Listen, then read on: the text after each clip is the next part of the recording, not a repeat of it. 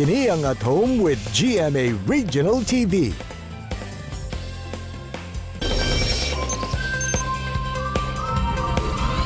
Mga kapuso, atong kumustahon ang sitwasyon karon sa Bangsamoro Autonomous Region in Muslim Mindanao. Kauban si Cabinet Secretary Asnin Pendatun.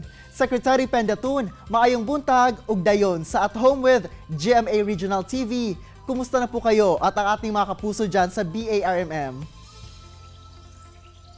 Mayong buntag, Argil, at sa lahat po ng ating mga kapuso na nanonood ngayon. Assalamualaikum warahmatullahi ta'ala wabarakatuh. Alhamdulillah, mabuti naman ho kami dito sa Bangsamoro Autonomous Region. Good to hear that, Secretary. Unang-una po, ano po ba ang proseso ng BARMM government sa pagpapauwi ng mga LSI at itong mga returning OFW sa kanilang mga lugar dyan sa rehiyon? Una, meron tayo yung mga LSIs na umuwi sa pamamagitan ng Hatid Probinsya Program. No? Ang ating proseso para dito ay ideally merong prior at proper coordination mula sa kanilang place of origin o kung saan sila nanggaling. Sa proper at prior coordination na ito, dito natin nalalaman ang kanilang bilang, ang kanilang final na destinasyon, at iba pang mga mahalagang impormasyon na ating kailangan para naman dun sa logistics, no, na kaakilap ng ating aksyon.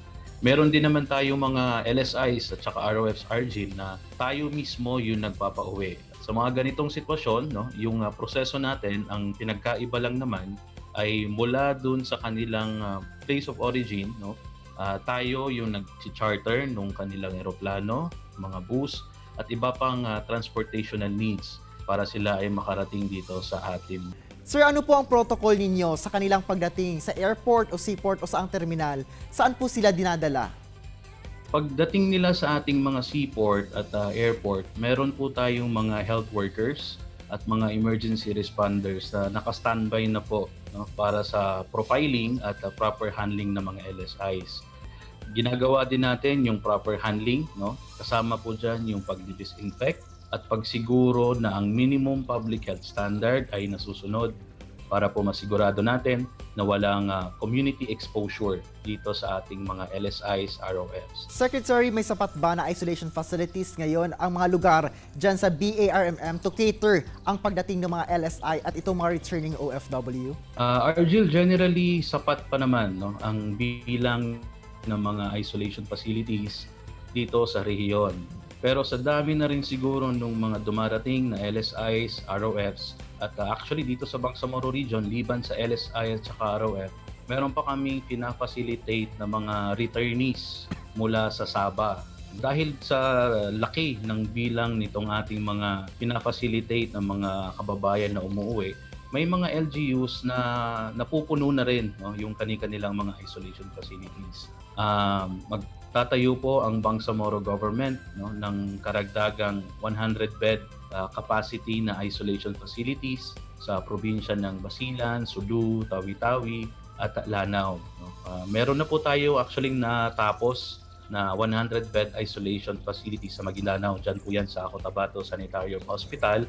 At dito na rin actually dinadala yung mga LSIs at saka ROS. Sir, sa lahat ng mga lugar sa BARMM, isinailalim po sa GCQ ang Basilan Province. Paano po ngayon ang pagtutok ninyo sa sitwasyon sa Basilan?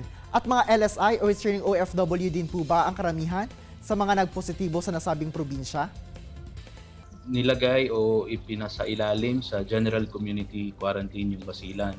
Yung the rest ng Bangsamoro Autonomous Region in Muslim Mindanao, tayo ay under Modified General Community Quarantine. Yung sa kaso po ng Basilan, ang karamihan po ng positive cases ay LSIs. No? Sa 75 confirmed cases na ating pong naitala sa kasalukuyan, 47 po dito ang LSI, 6 naman po yung mga OFWs at 22 yung hindi LSI at hindi rin ROFs, or siguro pwede nating sabihin mga local cases. No?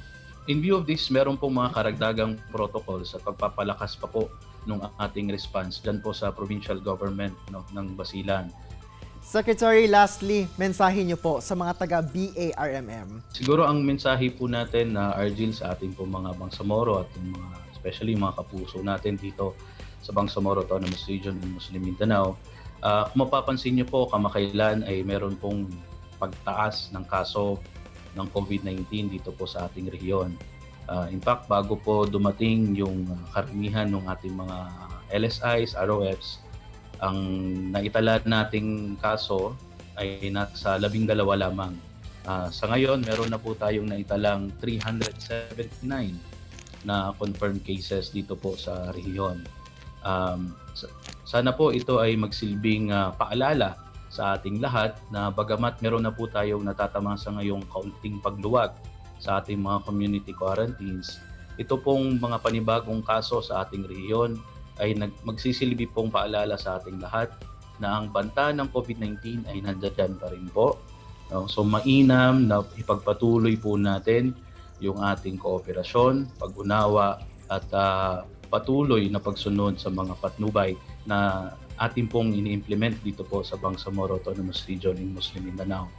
Daghan kayong salamat BARMM Cabinet Secretary Asnin Pendatun sa imong oras ug higayon nga gihatag sa At Home with GMA Regional TV. Amping mo dira, sir. Daghang salamat at amping kanunay. Kini ang At Home with GMA Regional TV.